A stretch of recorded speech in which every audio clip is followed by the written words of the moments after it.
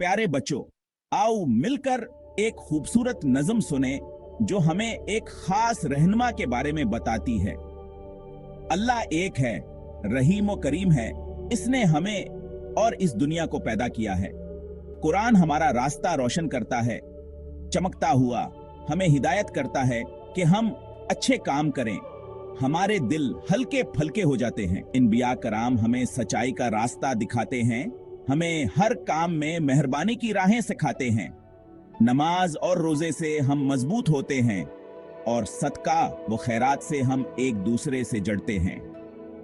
आओ इंसाफ करें, इज्जत करें, ख्याल रखें और जमीन की हर जगह कदर करें। और याद रखें, अल्लाह जो इतना दाना और भला है, हमेशा हमारा रहनुमा है, जैसा कि हम जानते थे कि वो होगा।